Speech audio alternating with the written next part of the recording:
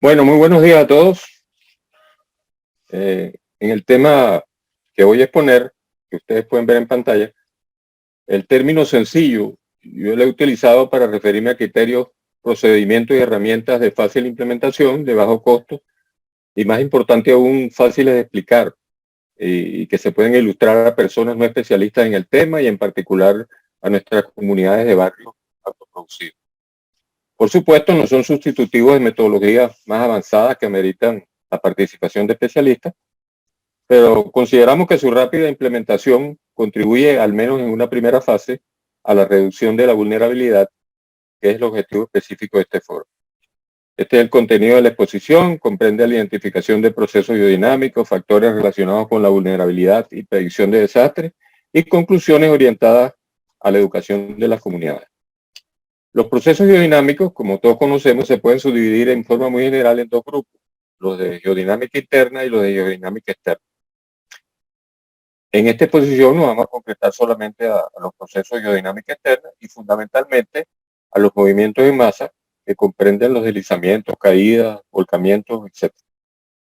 Hay varias clasificaciones propuestas, esta es simplemente una de ellas. Cada uno de estos procesos tiene mecanismos muy particulares, a veces se combinan entre ellos, lo que hace muy difícil su clasificación, una clasificación consensuada por diferentes autores. Por facilidad, durante la exposición yo voy a utilizar el término popularizado de deslizamiento para englobar los distintos procesos, aunque estoy consciente que es más riguroso utilizar el término movimientos en masa.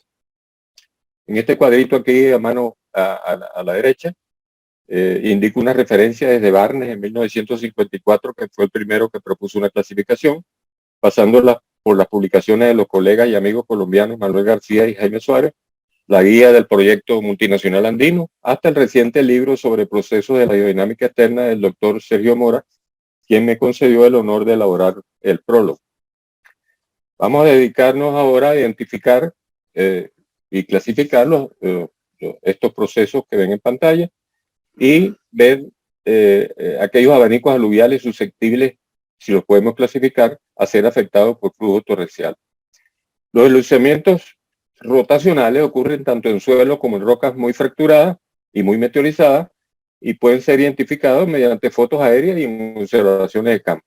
Ellos tienen una expresión geomorfológica muy fácil de visualizar, puesto que se desarrollan en su cresta grietas de tracción en forma de media luna, que se llaman principales y secundarias, que generalmente las denominamos escarpas o cicatrices, y luego una zona que se deprime y otra que se levanta con un determinado patrón de grieta.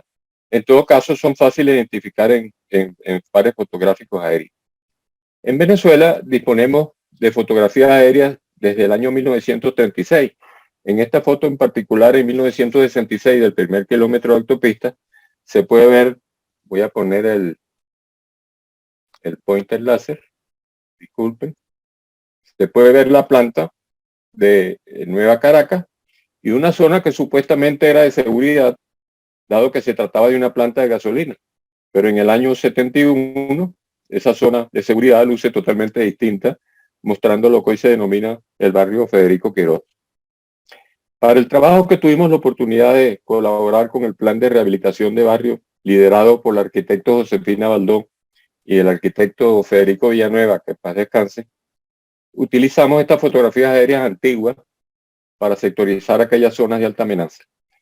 Este es un caso, por ejemplo, que se puede ver que se destopó una de las filas, todo el material fue volcado en la ladera inferior y estos procesos los representamos igualmente en la foto del 98 para identificar cuáles de esas viviendas estaban en situación de alta amenaza. Otro ejemplo típico de cómo nos sirvieron estas fotografías aéreas antiguas, identificamos deslizamientos con desarrollo de su escarpa, el material deslizado al pie, y esos límites los llevamos a la fotografía 98 y luego, por supuesto, a sus planos respectivos, donde esas viviendas se clasificaban como de alta amenaza. Entonces, en fotos aéreas es muy fácil, relativamente fácil. Pues. Como ven aquí, se pueden identificar esos movimientos rotacionales y ubicarlos en los planos topográficos correspondientes. Luego tenemos las observaciones de campo, que si ya hemos aprendido la interpretación de las expresiones geomorfológicas que ya mencionamos, podemos identificar estos dos deslizamientos cuyos límites se han trazado en la foto de la derecha Lo grave de este caso, como puede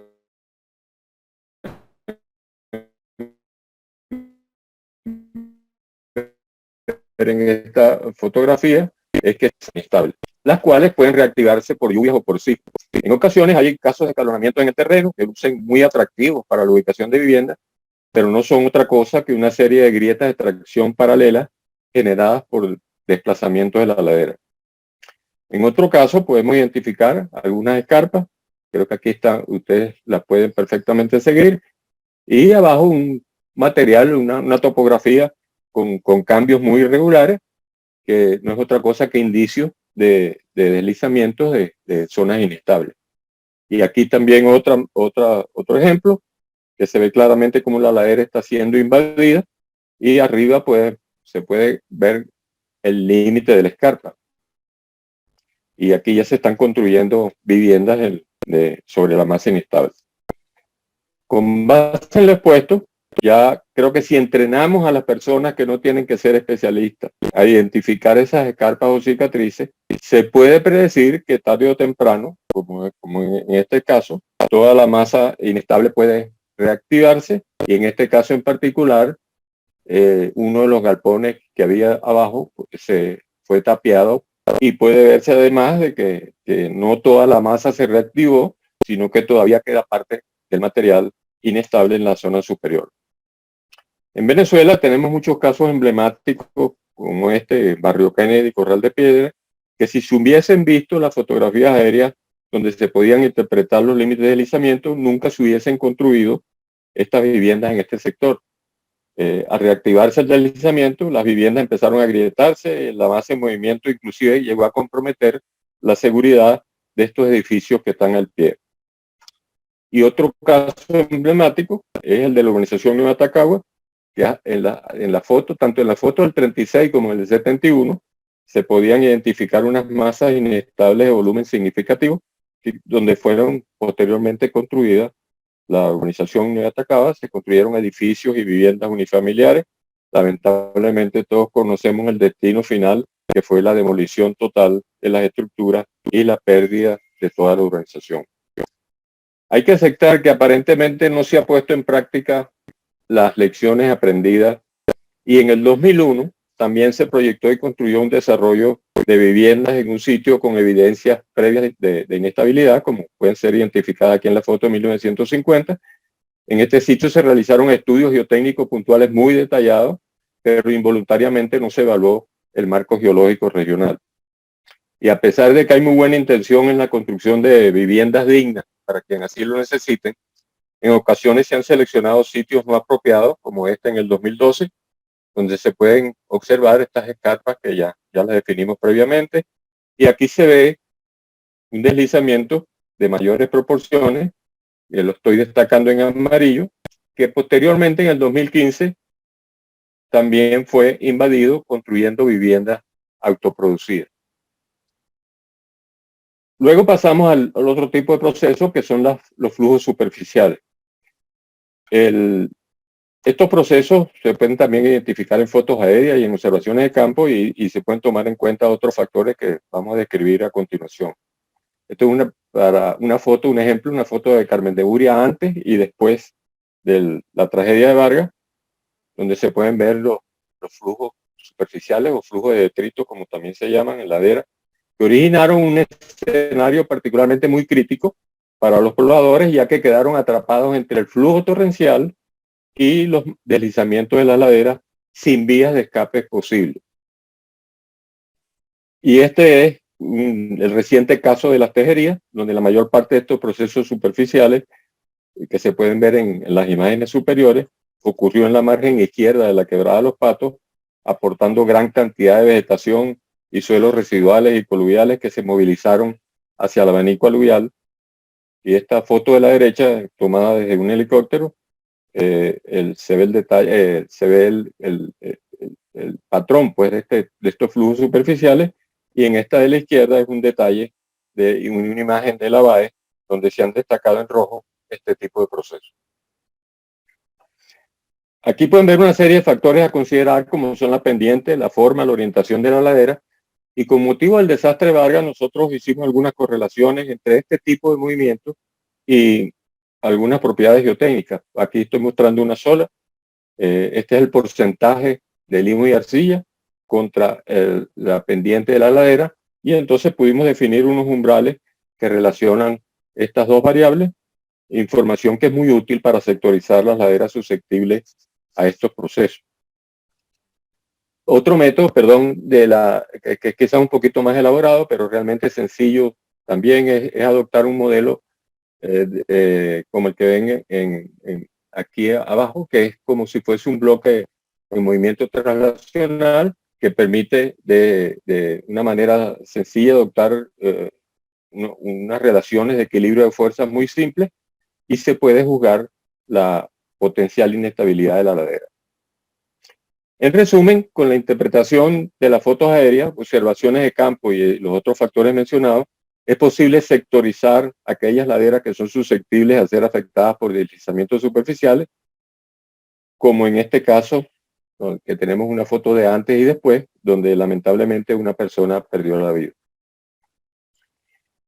Luego, tenemos que identificar referirse brevemente a la estabilidad de ladera conformada por masa rocosa. Mucha gente piensa, no, ya llegamos a la roca, pues aquí no hay problema de ningún tipo. Los mecanismos de rotura en los casos de masa rocosa están controlados por la orientación de las discontinuidades, que también son fáciles de identificar y medir. En estos casos, los bloques se deslizan según un plano de discontinuidad de orientación conocida. Cuando se combinan, se generan lo que se denominan fallas de cuña, y otro tipo de fallas que se denomina volcamiento, como la que se muestra aquí, en etapa de inicio, esta vivienda que queda en situación de riesgo ante la posibilidad de que progresara el movimiento. Se pueden observar inclusive unos niños jugando al pie de la ladera. Donde se encuentran rocas blandas, con rocas duras interstratificadas, las rocas blandas se van meteorizando y se van desgastando, entonces quedan las rocas duras sin apoyo y caen bloques con las consecuencias correspondientes. Esta foto la tomamos durante un curso que editamos en los barrios de Puerto La Cruz y Barcelona, y el propietario de esta vivienda asistió y fue uno de los que aprendió rápidamente la lección y ya le puso su cartel: se vende esta casa. Luego entramos al siguiente tema, que es la necesidad de identificar los abanicos aluviales y si son susceptibles a que se les pase a ser afectados por flujo torrencial. Ellos son muy fáciles de identificar por su forma. Estos son todos los abanicos aluviales desde Maiquetía hasta Carmen de Uria. Y aquí pueden observar ejemplos de dos abanicos activos que están inclusive modificando la forma del cauce del río al pie, originando como una especie de meandro. Estos son indicios de actividad. Por cierto, esto es muy similar a la forma que hace el río Tuy en las tejerías. Ustedes pueden ver cómo se ve una curva muy similar, y eso es indicio de actividad de esos abanicos aluviales. En Caracas, pues tenemos ejemplos muchos, como el caso de Catuche, de abanicos aluviales, donde está el Panteón Nacional y el cuartel de San Carlos, construido sobre él. Y en el lado sur del Ávila se pueden observar, por ejemplo, en la quebrada Chacaíto, que es perfectamente identificable, en las fotos aéreas antiguas, ya que cuando tenemos ya el urbanismo construido es muy difícil apreciarlo. Bueno, y hasta las pinturas de Manuel Cabré, que fue el pintor del Ávila, nos han sido útiles para cartografiarlo. El doctor Andrés Singer, que es un experto geomorfólogo, ha publicado un trabajo muy valioso donde ha cartografiado prácticamente todos estos abanicos. La siguiente pregunta es: ¿somos realmente capaces de predecir cuáles abanicos son susceptibles a ser afectados por flujos torrenciales? Si adoptamos el pensamiento de Carter Sage, que es el padre de la mecánica del suelo, que expresa: si una predicción no puede hacerse por método simple, definitivamente no se puede hacer. Revisando la literatura especializada, podemos mencionar algunas propuestas. Esta, por ejemplo, que está fundamentada en indicadores morfométricos. Esta toma en cuenta la pendiente del abanico aluvial, la distancia entre el ápice del abanico y el punto más alto de la cuenca, y el área de la cuenca. Con estos factores, en las montañas rocosas canadienses, se realizó una investigación y en esta zona que estamos sombreando aquí, cayeron todos aquellos casos que pues, fueron afectados por flujos torrenciales, mientras estos que están en triangulitos aquí fueron casos de sedimentaciones fluviales normales. Entonces, basándonos en esta proposición, cuando sucedió la tragedia de Vargas, en este mismo tipo de gráfico que relaciona la pendiente del abanico con esta relación de HB y AB, que es el área y el punto desde el ápice hasta el punto más alto, pueden ver que todas las cuencas menores de 10 kilómetros cuadrados hubiesen sido perfectamente predichas de que iban a ser afectadas. Solamente, particularmente Piedra Azul y Cerro Grande, que tienen 21 y 25 kilómetros cuadrados, quedaron fuera de esa zona. Hay otras proposiciones con umbrales, también con esta misma relación. Ese índice se llama el índice de Melton, que no hay duda que estas proposiciones son de utilidad para sectorizar estos abanicos. Luego hablaremos de 3 factores, entre tantos que hay, que incrementan la vulnerabilidad. Las construcciones en cauces de río y quebradas, modificaciones topográficas e infiltraciones de agua en el suelo. Este es un ejemplo perfecto, pues, desde el lago de Valencia hasta las Tejerías, que queda aquí en el extremo superior derecho, como todos los cauces han sido invadidos por desarrollos urbanos que vamos a llamarlos no controlados.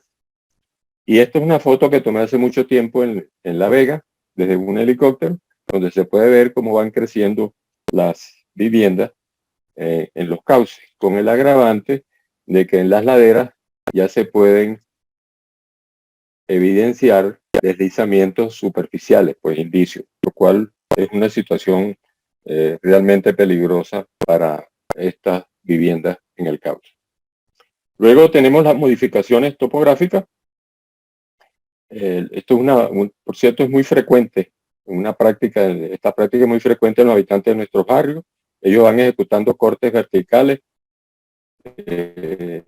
para construir nuevas viviendas. En este caso se observa cómo se está desconfinando completamente la masa rocosa, se están abriendo por las diaclasas, que son las fracturas en la roca. En esta otra foto muestra excavaciones al pie de una ladera que complementan, pues hay riesgo de colapso para las viviendas en la parte superior. Y se ven excavaciones como esta, que comprometen no solamente el talud superior, sino la vivienda en la parte superior. O sea que se puede predecir la posible ocurrencia de un deslizamiento, como este que estamos marcando en amarillo. Y hemos encontrado hasta taludes cortados increíblemente, hasta con pendientes contrarias, como este que ven aquí, quizás para ganar un poco de espacio en la parcela. Y el otro factor es la infiltración de agua en el subsuelo, que yo siempre lo denomino como mortal para la estabilidad de los taludes, ya que el agua, pues además de incrementar el grado de saturación, genera presiones internas, disminuye, por supuesto, la resistencia al corte de los suelos y rocas. Y ustedes pueden ver cómo la mayoría de las viviendas colocan tubitos que drenan las aguas servidas. En este caso,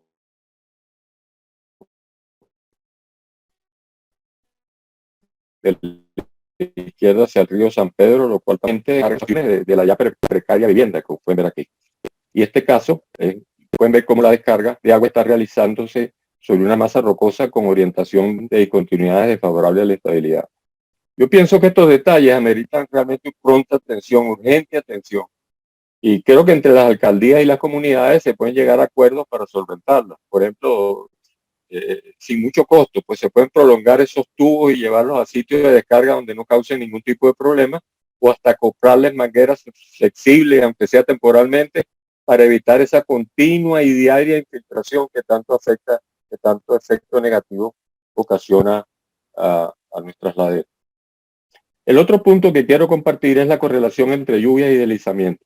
Y para tal fin, revisemos unas relaciones publicadas en la literatura. Donde se estudiaron 193 deslizamientos durante 55 años y donde el factor lluvia fue importante para su activación. El gráfico relaciona la intensidad de lluvia contra la duración y se establece un umbral a partir del cual ocurren los deslizamientos. Este gráfico, que también es prácticamente igual al anterior, excepto que se utiliza en la ordenada la lluvia normalizada, que no es otra cosa que la intensidad de lluvia entre la precipitación anual promedio. Y aquí tenemos un umbral respectivo con su ecuación correspondiente. Entonces, casi todos los países ya han publicado sus ecuaciones de esos umbrales, y como ven aquí, y por supuesto nosotros tenemos que hacer lo mismo, pues, que todavía no lo hemos hecho. Y mucha gente dice, bueno, pero ¿por qué no utilizamos el promedio de lo publicado? Pero como pueden ver en este gráfico, si nosotros tomamos el promedio de todas esas ecuaciones, la dispersión es de tal magnitud que sería muy poco confiable la predicción. En Hong Kong también han hecho detalladas investigaciones que los ha conducido a elaborar gráficos como este, que son de gran utilidad. Estos relacionan lluvias en 24 horas con lluvias en 15 días y definen desastres menores, severos, desastres mayores y más o menos cuántos deslizamientos inclusive se predicen. Y puede verse que cuando tenemos una lluvia acumulada de más de 350 milímetros, basta que lluevan 100 milímetros en un día para que entremos en una zona de desastre.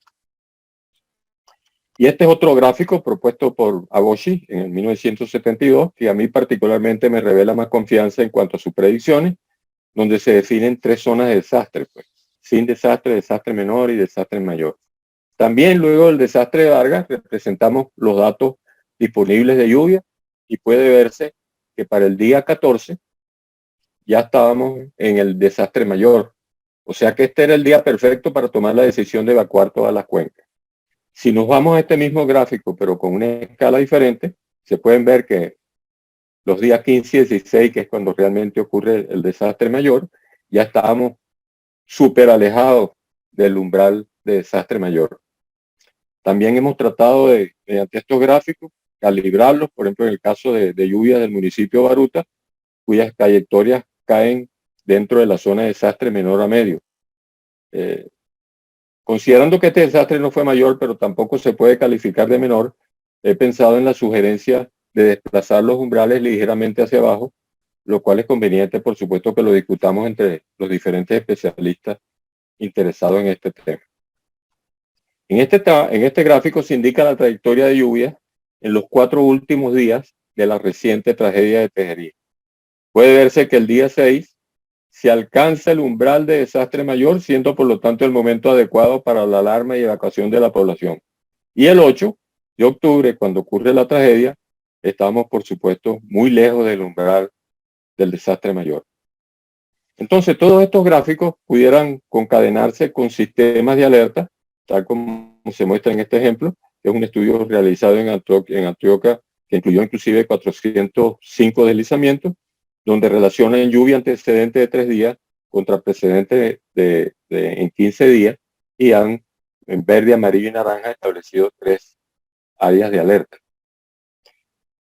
Para reducir la vulnerabilidad, que es el objetivo de este foro, hay que también referirse a monitoreos artesanales y por tal motivo disponemos de 5 cuadernos gratuitos que elaboró el Departamento de Ingeniería y Hidrometeorología del UCB en conjunto con Funvici e Ingeomin. En ellos se explica a las comunidades cómo pueden construir los pluviómetros, las alternativas más económicas para la medición del nivel de los ríos y otras cosas. Aquí hay que darle mucho crédito al ingeniero Abraham Salcedo, jefe del Departamento de Ingeniería Hidrometeorológica de la Universidad, al ingeniero Valdemar Andrade y al ingeniero Carmen Femín, a mi juicio apóstoles, pues porque con muy pocos recursos están haciendo una labor maravillosa en cuanto a este tema se refiere. Otra referencia que recomendaría es la cartilla que publicó la Unidad Nacional de Gestión de Riesgos de Desastres en Bogotá, Colombia, que también explica cómo construir los pluviómetros, cómo medirlos, etcétera, e incluye la determinación de umbrales críticos para emitir sistemas de alerta y el protocolo de actuación en caso de emergencia.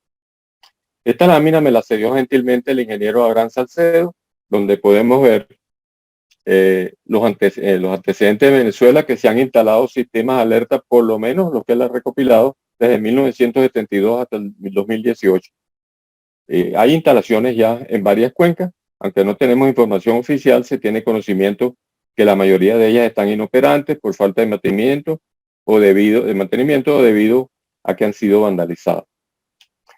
Un factor muy importante que quiero también mencionar, sobre todo para salvar vidas, pues, que es una de las mayores preocupaciones, es la identificación de indicios antes del momento de colapso de un deslizamiento. Yo estoy convencido que la falta de educación y desinformación han sido claves en la ocurrencia de grandes pérdidas económicas y numerosas víctimas humanas, a mi juicio totalmente evitables. A fin de transmitir el mensaje, les escribo un solo caso que ocurrió en La Vega en 1986. Estas son las fotografías aéreas en el año interpretadas en base a la misión del 66 y al lado el mapa de amenazas geotécnicas. Y esta es la fotografía donde en el año 86, cuando ocurre un gran deslizamiento, que quedan tapiadas 50 viviendas. Lo importante del mensaje que les deseo transmitir se basa en la noticia que dice: el cerro comenzó a abrirse a las 8 de la noche, pero el gran derrumbe fue a las 5:30 de la madrugada. Es decir, que transcurrieron unas 9 horas de antelación con indicios identificables. Sin embargo, esta aseveración vean arriba que contrasta con la noticia que estimaban para ese momento con un mínimo de 30 víctimas. Yo prefiero no hacer comentarios al respecto, pero evidentemente es triste que eso haya ocurrido. Quiero hacer notar que en la mayoría de los testimonios que hacen en nuestros habitantes de barrios en situaciones similares, dicen, por ejemplo, desde hace 20 días el terreno nos avisaba que estaba cediendo. Y esto es algo que hemos enfatizado en nuestras publicaciones, que expresan en muy pocas ocasiones los deslizamientos ocurren repentinamente sin previa evidencia. Generalmente antes del colapso que origina el desastre, se generan una serie de manifestaciones que permiten anticiparlo. De hecho, se pueden presentar evidencias inclusive hasta años antes del colapso que pudieran identificarse y monitorearse para tomar las decisiones respecto a los desalojos requeridos. Aquí se muestra un listado de indicios que no vamos a describir por razones de tiempo, los cuales están incluidos en las guías que hemos elaborado, también gratuitas para todo el que esté interesado. Esta de la izquierda es para desarrollos urbanos de la ciudad formal y esta para las zonas de barrio. Y en ellas pues puede verse que en ellas se incluyen numerosas fotos, gráficos, con muy poco texto, porque los textos casi nadie los lee, para ilustrar, por ejemplo, lo que representan las grietas en una vivienda y qué puede estar pasando en el subsuelo, el efecto de las infiltraciones de agua, etc. Adicionalmente, hay que mencionar que Fumbici ha elaborado una serie de fascículos, en este tuve en particular oportunidad de colaborar, pero hay otros, como el de José Luis López, que habla sobre aludes torrenciales, inundaciones, el de Andrés Singer sobre la evaluación de la amenaza sísmica, y el de Ketty Méndez, que lo mencionó en su extraordinaria conferencia Omar Darío Cardona, que se llama El riesgo de desastre de una construcción social. Todos estos se pueden perfectamente bajar gratuitamente. Y este se explica en un lenguaje muy sencillo, asequible para nuestros barrios y nuestras comunidades que así lo requieran. Entonces, finalmente, deseo concluir en enfatizar los lineamientos de acciones educativas para la reducción de la vulnerabilidad. Ustedes lo pueden ver en pantalla, cómo debemos entrenar para los 3 factores que fundamentalmente los concretamos en esta charla, como son la construcción en viviendas, movimientos de masas activos o potencialmente inestables, las modificaciones topográficas y filtraciones de agua al subsuelo y la construcción de viviendas. Entonces, esta es la idea de cómo mediante gráficos, con casos prácticos, etcétera, podemos ilustrarles ejemplos que sean más fáciles de transmitir. Entonces, nos queda solamente que, adicionalmente, pues, que hay que entrenar a las comunidades en la elaboración de los instrumentos artesanales, en la obtención e interpretación de datos para su protección. Ya países como México, Colombia, Perú, Ecuador, solo para mencionarles algunos, ya están muy adelantados en estos temas, por lo que tenemos una tarea bastante importante por ejecutar. En el caso de Caracas, pienso que en cada unidad de planificación física y unidad de desarrollo urbano fueron definidas por los arquitectos Josefina Baldó y Federico Villanueva, deberían instalarse como mínimo un pluviómetro casero. Estos resultados complementarían los que se obtengan en la red oficial de estaciones pluviométricas telemétricas que se reciben en tiempo real, red que actualmente está muy limitada y que por supuesto tiene que ser fortalecida y debe estar además disponible para todo público. Hay una imperiosa necesidad de conformar un grupo de profesionales que esté dispuesto a colaborar con las actividades educativas, y no solamente especialistas en ciencia de la tierra, sino en hidráulica, hidrometeorología, estructuras, urbanismo, sociología. Y finalmente, hay que concluir que es una tarea fundamental motivar a las nuevas generaciones a fin de que se incorporen a las actividades de atención a la compleja problemática que afecta a nuestros barrios autoproducidos, y para ello es necesario que programemos cursos dirigidos a la formación de capacitadores que se conviertan en multiplicadores de los criterios y recomendaciones formulados en los temas expuestos en el presente foro. Muchísimas gracias por su atención.